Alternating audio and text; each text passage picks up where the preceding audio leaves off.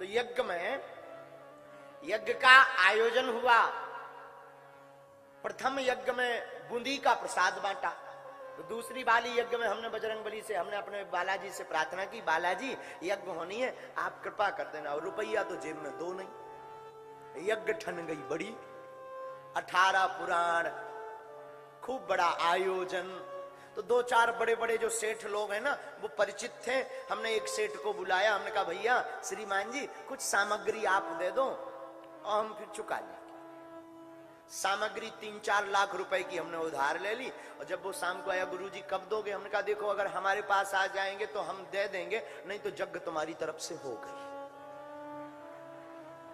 बेचारे का दिमाग खराब हो गया, इतना सा मुंह रह गया, बोले तो बोले क्या, गुरुजी ठहरे हम। तो बेचारा चुपचाप चला गया, बोले जैसी कृपा। हम यज्ञ के 7 दिन बीत गए। गांव के लोग आए, गांव के लोग आकर बोले गुरुजी बाकी भंडारा तो खूब हुआ, इस बार पूरी सब्जी का भंडारा करवाना है। अब अपने राम जी पहले ही से उधारी में जी रहे, अब पूरी सब्जी के चक्कर में और मनीराम चाहिए। मनीराम तो राम जी के पास आए ना, हमने हाँ फिलो फिलो होता ना जो जोश में कह दिया ठीक है हो जाएगा। अब फिर सेठ को बुलाया, हमने कहा सेठ जी कुछ सामान चाहिए। सेठ जी बोला महाराज 4 लाख की पहली रसीद कट गई, अब क्या चाहिए? हमने कहा नहीं कुछ आया है तो कुछ लो, पूरी सब्जी बननी है तो कुछ रिफाइंड और आटा की व्यवस्था आप करो, सब्जी की हम करेंगे। वो बड़े सज्जन भाव के सेठ जी थे, उन्होंने सामग्री दे दी। 8वें दिन भंडारा बनना तैयार होने लगा। 9 दिन की यज्ञ थी, 9वें दिन भंडारा होना था, और लगभग 40 ब्राह्मण बाहर से आए हुए थे बनारस आदि क्षेत्र से, उनको दक्षिणा देनी थी। हमारे पास जो दक्षिणा थी वो हमने सेठ जी को दे दी। अब ब्राह्मणों की दक्षिणा, महाराज जी बिल्कुल सत्य घटना बता रहे हैं, ब्राह्मणों की दक्षिणा 1 रुपया नहीं बचा जेब में। अब मन में बड़ी परेशानी कि जोश में हाँ तो कह दिया, अब व्यवस्था कैसे होगी? आप लोगों में से कोई बागेश्वर धाम गया होगा तो बागेश्वर धाम के मंदिर के सामने पेड़ बहुत है, वृक्ष, तो सामने मटकों में पानी भरा था। गर्मियों का दिन, हमने एक मटका उठाया और जो कपड़ा जो पहने थे वैसे ही डाल करके नहा लिया।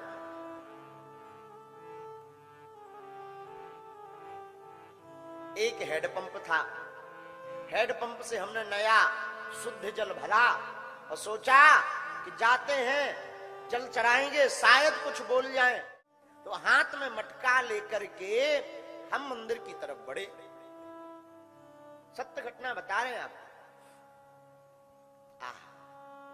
सीढ़ियां चढ़े। आप लोगों में से कोई बागेश्वर बालाजी का मंदिर गए हो तो सीढ़ियां हैं, 8-10 सीढ़ियां थी उस वक्त। हम 5-6 सीढ़ी ही चढ़े, 2 सीढ़ी रुक गई और उसी समय मंदिर से बड़ी जोर के साथ, गर्जना के साथ की आवाज आई। सोई हमारे रोंगटे खड़े हो गए और झरझर करके शरीर हमारा कांपने लगा।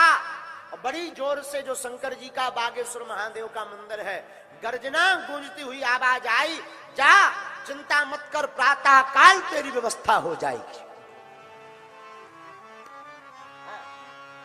इतना कहते ही हमारी आंखों से झरझर आंसू बह गए और खूब डर लग गया। पहली बार इतनी तेज गर्जना, आज भी हमारे कान में वो आवाज, वो हुंकार की आज भी भरी, तो वो एकदम शरीर कांप गया, एकदम शरीर हम कपने लगे, आंखों से झरझर आंसू बहने लगे, एकदम शरीर को हम लौंचने लगे। और हमने कहा कौन? हमारे गुरुजी सन्यासी बाबा बोल रहे क्या? तो थोड़ी देर तो कोई आवाज नहीं आई और फिर मंदिर से आई, सोई मन गदगद हो गया। अब तो बड़े शरीर नाच गया। हाथ में मटका लिया, जाकर जल चढ़ाया और वो दिव्य स्वरूप आज भी हमारी आंखों में बसा। मोटी खड़ाऊ, एकदम गोल सुंदर चेहरा, और हाथ में 5-6 फुट का लंबा चमीटा लिए हुए, और एकदम गोर बदन के खड़े हुए मुस्कुराते हुए गुरुदेव भगवान के दर्शन।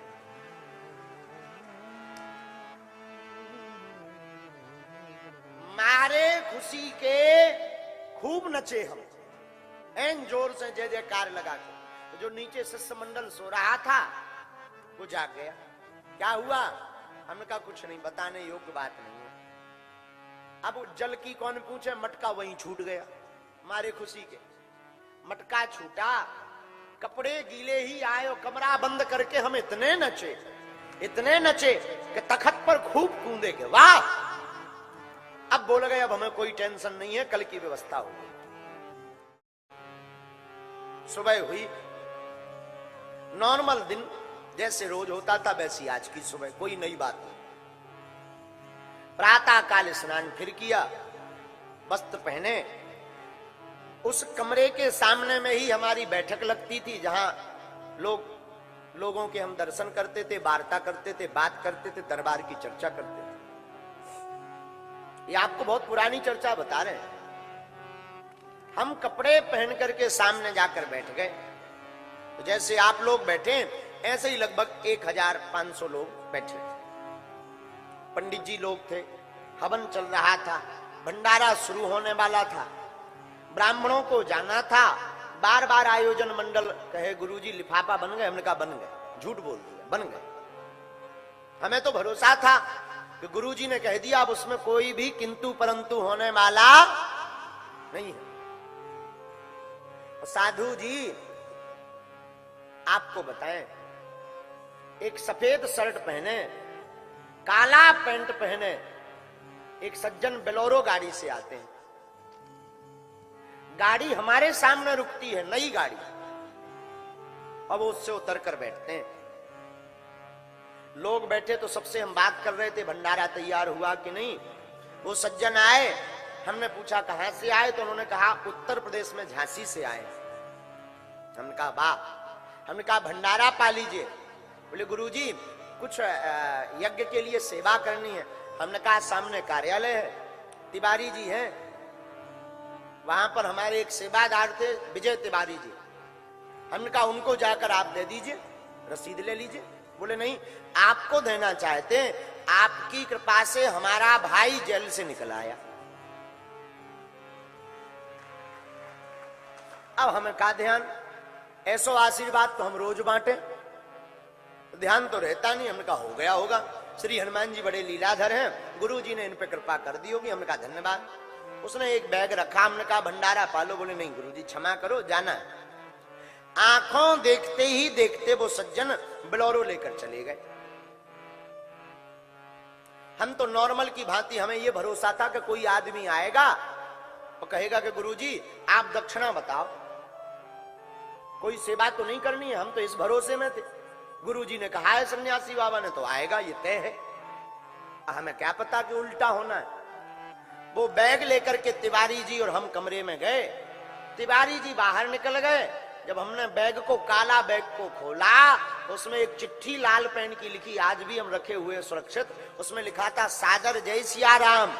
और भगवान की ऐसी कृपा कि बैग में हमें जितने दक्षिणा की आवश्यकता थी उससे कहीं ज्यादा उसमें 1000 के नोट हमको प्राप्त भए। ये भगवान की साक्षात कृपा।